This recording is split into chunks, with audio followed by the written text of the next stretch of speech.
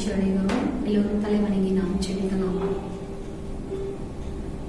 ஏசப்பா, மீண்டுமாய் ஆண்டவரே உங்களுக்கு நாங்கள் நன்றிகளை செலுத்துகிறோம். தினந்தோறும் மீண்டுமாய் ஒவ்வொரு நாளும் ஆண்டவரே உம்மை நோக்கி பார்க்கத்தக்கதான் ஆண்டவரே கிருபைகளை நீர் எங்களுக்கு கொடுத்து கொண்டே வருகிறீர். நாங்கள் ஆசீர்வதிக்கப்பட்டவர்கள் அப்பா, நாங்கள் பாக்கியவான்கள் அப்பா, பாக்கியவதிகள் அப்பா.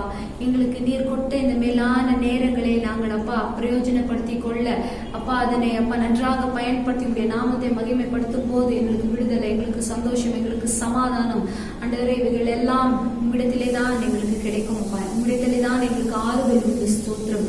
ஆகையால் ஆண்டவரே இந்த நாளிலே நடக்க இருக்கிற எல்லா அப்பா பாடல்கள், ஜெபங்கள், வார்த்தைகள் எல்லாவற்றையும் நீங்க ஆசீர்வதித்து மாற்றி கொடுத்து எங்களுக்கு ஆண்டவரே நீங்க ஒரு பலனாய் இருந்து எங்களை ஆசீர்வதிக்க வேண்டுமாய் நாங்கள் வேண்டுகிறோம். பொறுப்பேற்று வழி நடத்துங்க இயேசுவின் நாமத்தில் பிதாவே, ஆமென். ஒருவராய் இருந்து தேவன் பெரிய அதிசயங்களை செய்கிறவராய் இருக்கிறார். சேரக்கூடாத ஒளியிலே அவர் வாசம் பண்ணுகிறார். எல்லோரும் கரங்களை தட்டி, உமக்கு உதவி தேவையில்லை, நீர்தான் பெரியவர், உன் கரத்தின் வல்லமை எல்லாம் செய்து முடிக்கும் என்று அவரை போற்றி பாடுவோமா?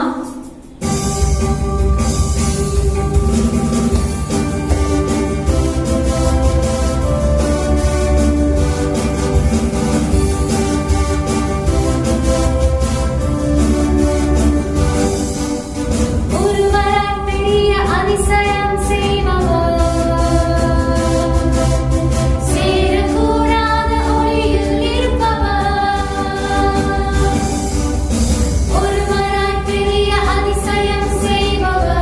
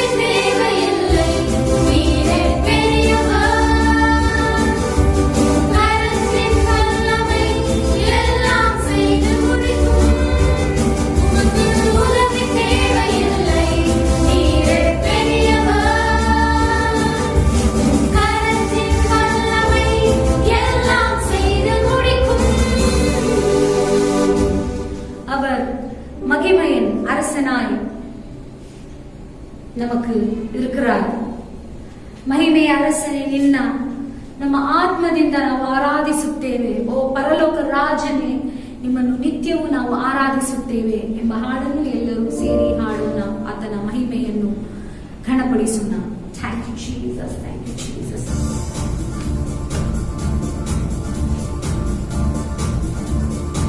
ಯೇಸುವನ್ನು ನಾವು ಸ್ತುತಿಸೋಣ, ಆತನನ್ನು ನಾವು ಆರಾಧಿಸೋಣ. ಆತನ ಕೃಪೆಯಲ್ಲಿ ಐಶ್ವರ್ಯನು, ಸರ್ವವನ್ನು ಆಳುವಾತನು, ನಮ್ಮ ರಕ್ಷಕನು, ನಮ್ಮ ಜೊತೆಗಾರನು. ಮಹಿಮೆಯ ಅರಸನೇ ನಿನ್ನ ಆತ್ಮನೇ ಆರಾಧಿಸುವೆ. ಪರಲೋಕ ರಾಜನೇ ನಿನ್ನ ನಿತ್ಯವೂ ಆರಾಧಿಸುವೆ.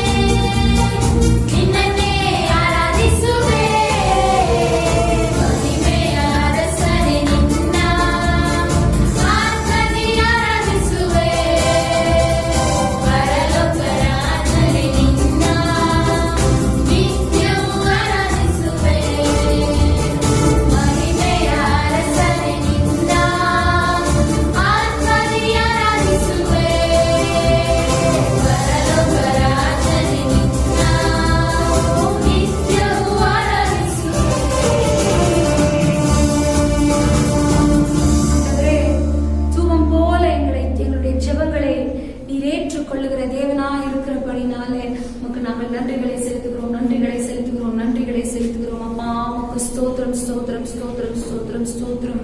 உம்மை நோக்கி நாங்கள் கதறுகிறோம். விரைவாய் எங்களுக்கு நீர் உதவி செய்யுமாக நாங்கள் கேட்டுக்கொள்கிறோம். Thank you Jesus, thank you Jesus, thank you Jesus. Hallelujah, hallelujah, hallelujah, hallelujah, hallelujah. உமக்கு ஸ்தோத்திரம் ஸ்தோத்திரம் ஸ்தோத்திரம் ஸ்தோத்திரம் ஸ்தோத்திரம் ஸ்தோத்திரம். எங்களுடைய குற்றங்களை எல்லாம் நீர் மனதில் கொண்டால் நாங்கள் நிற்க முடியாதப்பா.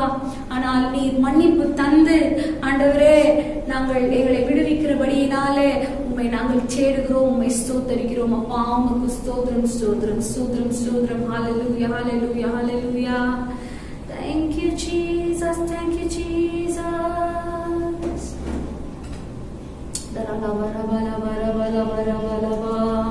எல்லோரும் வாய்களை திறந்து நேரத்தில் அப்படியே ஸ்தோத்தரித்துக் கொண்டிருக்கலாம். ஸ்தோத்திரம் ஸ்தோத்திரம் ஸ்தோத்திரம் ஸ்தோத்திரம் ஸ்தோத்திரம் ஸ்தோத்திரம் ஸ்தோத்திரம்.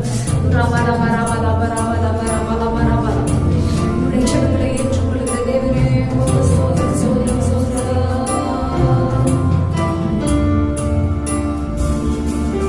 ரூபம் போலே ஜெபங்கள்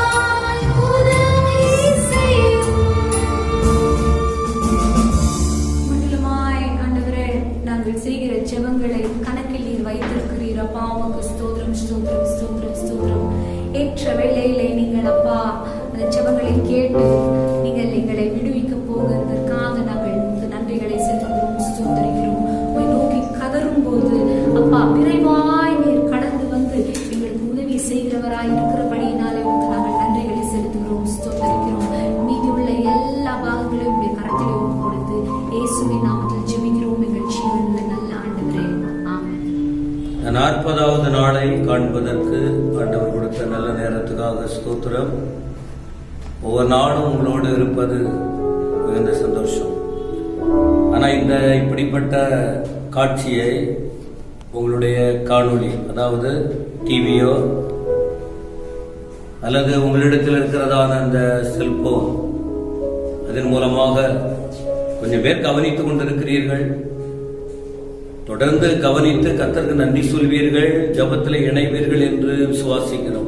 ஒன்று எங்களுக்கு தெரியும், உங்கள் நாவில் சொல் புறவாததற்கு முன்னமே உங்களுக்கு இன்னது தேவை என்று உங்கள் பரமபிதா அறிந்திருக்கிறார். நீங்க வாயை திறந்து ஆண்டவரிடத்தில் ஜெபிக்கிற ஜெபங்கள் எல்லாம் ஆண்டவர் எழுதி வைத்திருக்கிறார். ஏற்ற காலத்தில் அவர் அற்புதங்களை செய்வார் என்று நம்பிக்கை உண்டு. அதனால்தான் மனிதனிடத்தில் நமது காரியங்களை சொல்லாதபடிக்கு தேவாதி தேவனிடத்திலே நமது உள்ளத்தின் உணர்வுகளையும் இதயத்தின் கூக்குரலையும் நாம் தெரிவித்துக் கொண்டிருக்கிறோம். இந்த நாளிலும் தலைகளை வணங்கி ஜெபம் பண்ணுவோமா? எங்கள் பரம தகப்பனே, உமக்கு ஸ்தோத்திரம். கடந்த 2 நாட்களாக 10 மாநிலங்களுக்கு நாங்கள் ஜெபித்திருக்கிறோம், எங்களுடைய இந்திய தேசத்தின் மாநிலங்களுக்காக. இந்த நாளிலும் குஜராத்துக்காக நாங்கள் வேண்டுறோம்ப்பா.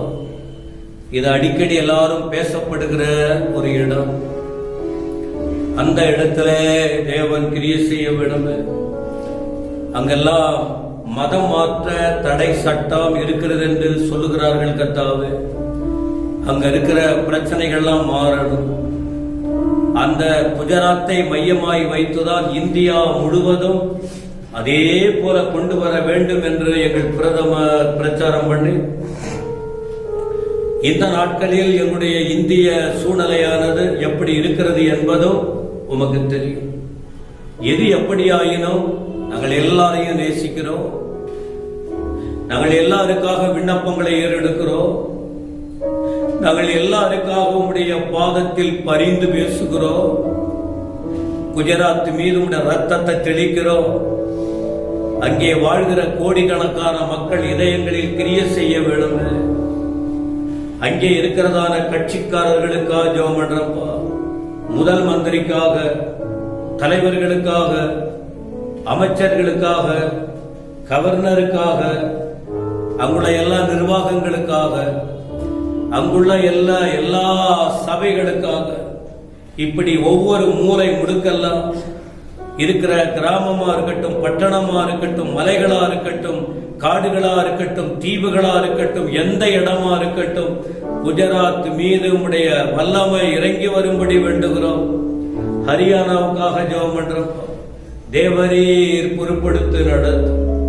தேவனே ஒரு பெரிய அசைவை உண்டாக்கும். ஆண்டவரே தடைகளை நீக்கி போடும். அங்க இருக்கிற முதல்வர், அங்குள்ள கவர்னர், அங்குள்ள மந்திரி சபை, அங்குள்ள எதிர்கட்சிகள், அங்க இருக்கிற மக்கள், அங்க இருக்கிற நிர்வாகங்கள், அங்கு வாழ்ந்து கொண்டிருக்கிற வியாபாரிகள், தொழிலாளிகள், அங்க இருக்கிற தீவிரவாதிகள், எல்லா ஜாதி ஜனங்களுக்காக உம்மிடத்தில் வேண்டுகிறோம்.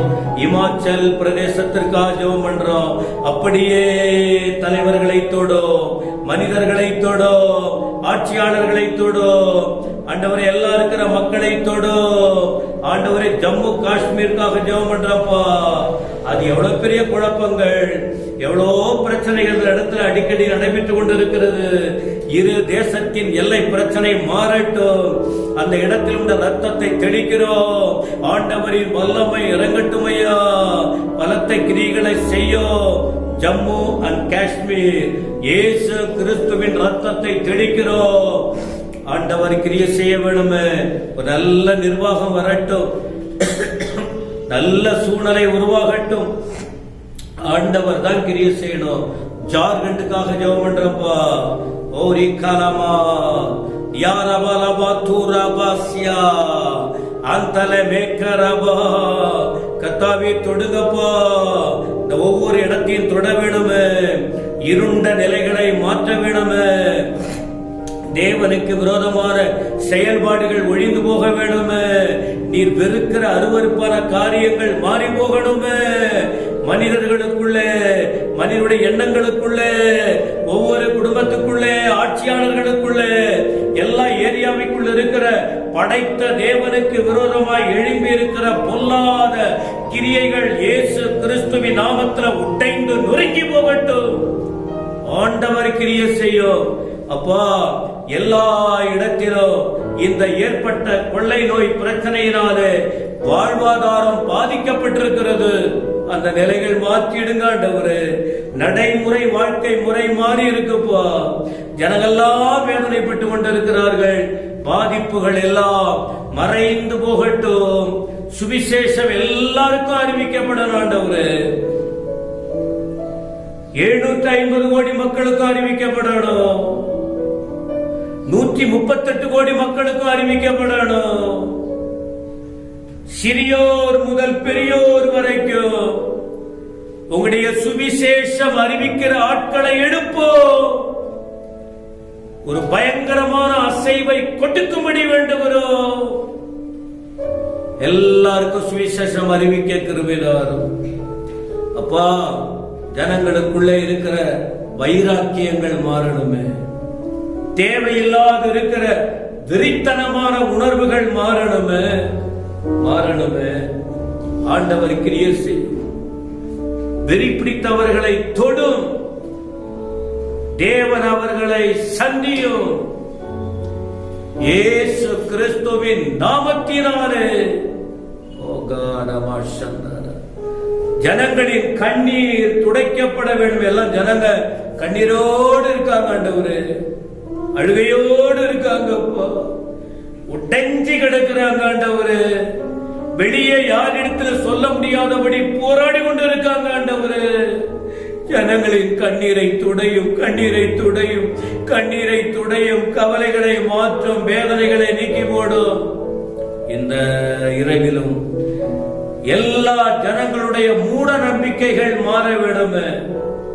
மூட நம்பிக்கை என்று இந்த நாகரிக காலத்திலும் பழங்கால காரியத்தையே செய்து கொண்டிருக்கிறார்களே, அந்த மூட நம்பிக்கை அரசியல்வாதிகளை விட்டு அகற்றும், ஆன்மீகவாதிகளை விட்டு அகற்றும், ஆண்கள் பெண்களை விட்டு அகற்றும். பழையபடி இன்னும் அதற்குள்ளே மூழ்கி கிடந்து ஒரு வெளிச்சம் இல்லாம, ஒரு வெளிப்பாடு இல்லாம, ஒரு உண்மை தெரியாம தங்கள் வாழ்க்கையை அழித்துக் கொண்டிருக்கிற எல்லாவித மக்களுக்காக உம்மிடத்தில் நாங்கள் வேண்டுகிறோம். ஜனங்களின் மூட பழக்க வழக்கங்களை நீக்கும் ஆண்டவரே. இந்த 5 இடங்களில் இருக்கிற கொள்ளை நோய்கள் மாற வேண்டுமே, வியாதிகள் மறைய வேண்டுமே, குழப்பங்கள் நீங்கி போக வேண்டுமே, எழுப்புதல் உண்டாக வேண்டும், சபைகள் ஆசீர்வதிக்கப்பட வேண்டும், ஸ்தாபனங்கள் வளர வைக்க வேண்டும், மிஷனரிகளை காத்துக்கொள்ள வேண்டும். எல்லா இடத்திலும் சபைகள் எழும்பட்டும். எல்லாரையும் ரட்சித்து பரம பிதா பரலோகத்துக்கு வர கிருபை கொடுக்கும்படி வேண்டுகிறோம். தேவரீர் அப்படி செய்ய வல்லவராய் இருக்கிறதற்காக ஸ்தோத்திரம். இப்போது எங்கள் ஜெபத்தை கேட்டதற்காக நன்றி. ஆண்டவர் பதில் கொடுக்க தொடங்கி விட்டதற்காக ஸ்தோத்திரம். இதோ தேசத்துல உலகத்துல அடிமை மட்டும் ஜெபம் பண்ணல, அடிமையை போல எத்தனையோ பேர் ஜெபம் பண்ணிக்கிட்டு இருக்காங்க. லட்சக்கணக்கான மக்கள் இரவு பகல் பார்க்காம அழுது கண்ணீரோடு புலம்பி கதறிக்கிட்டு இருக்காங்க. எல்லாருடைய ஜெபத்தை கேட்டு எங்கள் இந்தியா மாற வேண்டும், அரசாங்கம் மாற வேண்டும், சூழ்நிலைகள் மாற வேண்டும், கொள்ளை நோய் ஒழிந்து போகணும், அற்புதங்கள் நடக்கணும், வல்லமை வெளிப்படணும், ஒரு பெரிய எழுப்புதல் கடந்து வரணும், சபைகள் பரிசுத்தம் அடையணும். ஆண்டவரே கிரியை செய்யும். துதிகன மகிமை நீர் ஏற்றுக்கொள்ளும். இயேசு கிறிஸ்துவின் நாமத்தில் செபிக்கிறோம் பிதாவே, ஆமென். இந்த ஜெபத்தை கர்த்தர் கேட்டிருக்கிறார். இந்த நாளிலும் ஒரு சில நிமிஷங்கள் நான் தேவனுடைய வார்த்தையை உங்களுக்கு சொல்ல விரும்புகிறேன். யூதா எழுதின பொதுவான நிருபத்தின் 18ஆம் வசனத்தை இந்த நாளிலே உங்களுக்கு நான் குறிப்பிட விரும்புகிறேன். இந்த 18ஆம் வசனத்தில் பாருங்கள்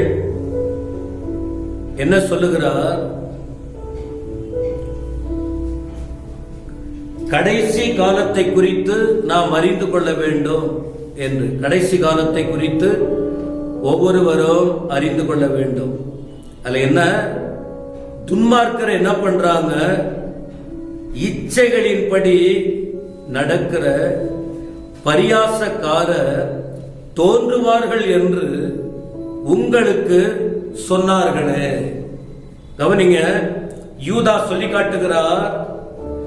யூதா இந்த நிருபத்தில் இந்த வார்த்தையில் சொல்லுகிறார், கடைசி காலம். கடைசி காலம் என்றால் முந்தின காலம், இப்பொழுது நடைபெற்றுக் கொண்டிருக்கிற காலம், இனி வரக்கூடிய காலம், இனி வரக்கூடிய கடைசினா லாஸ்ட். அந்த கடைசி காலத்துக்குட்பட்ட விஷயங்களை வேதாகமத்தில் அநேக பரிசுத்தவான்கள் அறிவித்தார்களே, உங்களுக்கு சொன்னார்களே என்று கடைசி கால நிலைகளை குறித்து இன்றைய நாளில் இருக்கிற தேவ பிள்ளைகள், ஊழியர்கள், விசுவாசிகள், வாலிபர்கள், தெளிவுள்ளவர்கள், ஆண்கள் பெண்கள் எல்லாரும் கேட்க வேண்டும், அறிந்து கொள்ள வேண்டும் என்று யூதா இப்பொழுது இந்த வசனத்தை வைத்து மேற்கோள் காட்டுகிறார்.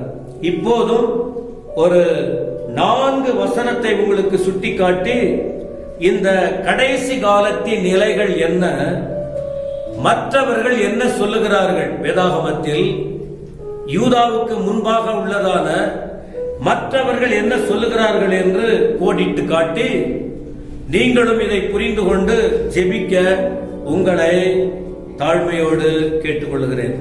1 தீமோத்தேயு 4ஆம் அதிகாரம் 1 வசனத்தில் அப்போஸ்தலனாகிய பவுல் தீமோத்தேயுக்கு எழுதும்போது அவர் என்ன சுட்டி காட்டுகிறார் என்று பாருங்கள்.